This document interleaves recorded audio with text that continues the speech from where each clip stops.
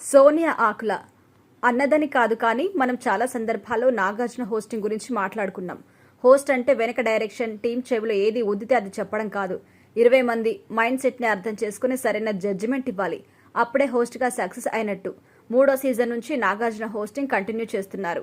అయితే ఏ సీజన్లోనూ ఆయనపై ఇంత పెద్ద ఎత్తున విమర్శలైతే రాలేదు, కానీ సీజన్ 8లో మాత్రం వరస్ట్ హోస్ట్ అనే ముద్ర పడింది.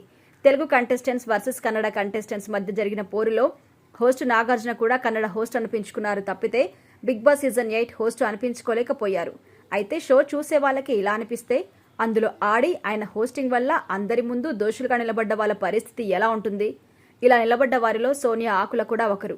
మొదట్లో ఢీ అంటే ఢీ అనేటట్టుగా గేమ్ ఆడిన సోనియా మధ్యలోనే ఎలిమినేట్ అయి బయటకు వచ్చేసిందంటే నాగార్జున చేసిన హోస్టింగ్ కాదు, ఆయన రోస్టింగ్ వల్ల.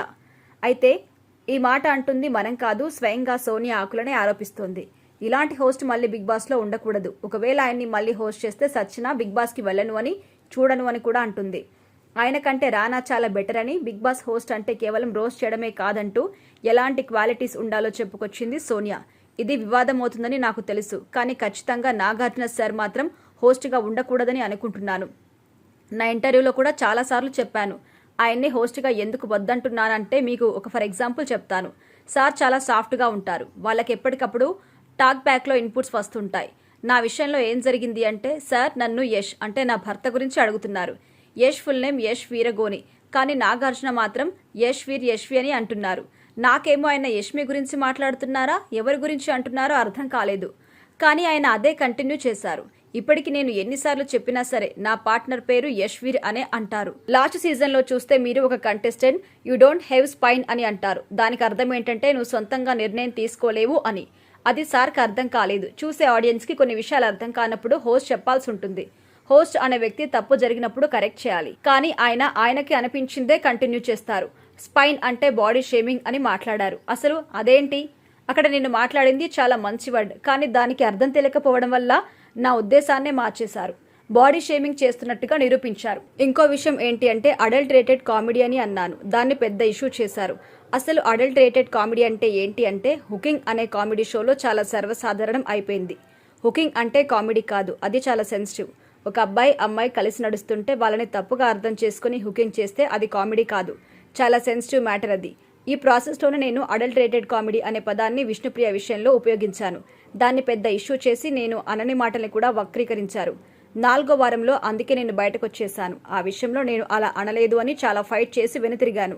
బిగ్ బాస్కి హోస్ట్ అంటే చిన్న విషయం కాదు, ఆయనదే మేజర్ రోల్. ఎంతమంది బయటున్నా ఏమన్నా అనుకోనియండి, కానీ హోస్ట్కి సొంత నిర్ణయం ఉండాలి.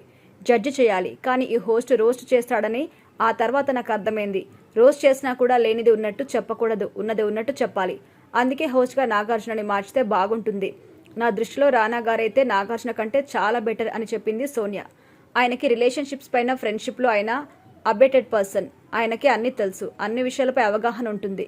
ఒకవేళ మళ్ళీ హోస్ట్ నాగార్జున అయితే మాత్రం నేనైతే ఖచ్చితంగా వెళ్ళను. రానా గారు అప్డేట్ పర్సన్ అంటే నాగార్జున గారు కాదని కాదు. హోస్ట్ ఏదైనా సెన్సిటివ్ విషయాన్ని చెప్పాలన్నా కూడా సరైన మార్గంలో చెప్పలేకపోతున్నారు నాగార్జున. మొన్నటి సీజన్లో గౌతమ్ని నోర్ముయ్ అని అన్నారు. నిజానికి అక్కడ ఆయన అంత సీరియస్ అయ్యేటంత జరగలేదు. అయినా కూడా నోర్ముయ్ అని అన్నారంటే ఆయన చెవిలో డైరెక్షన్ టీం వాళ్ళు ఏదో చెప్పారు, దాన్నే ఫాలో అయిపోతారు. కనీసం సొంతంగా ఆలోచించడం లేదు. రానా గారైతే అలా చేయరని నాకు హోప్ ఉంది. ఆయనకి హోస్ట్గా కూడా మంచి అనుభవం ఉంది. వీళ్ళ మధ్య ఏదైనా రిలేషన్షిప్ ఉంది అంటే నాగార్జున గారి మాదిరిగా రానా గారైతే ఇది అదే అని డైరెక్ట్గా లేబుల్ వేయరు. సో అయితే ఏంటి అని రానా గారు అడుగుతారు. ఫ్రెండ్స్ అయితే ఏంటి అని అడిగే ఎబిలిటీ రానా గారికి ఉంది, నాగార్జున గారికి లేదు అంటూ కుండ బద్దలు కొట్టేసింది Bigg Boss season 8 contestant Sonia.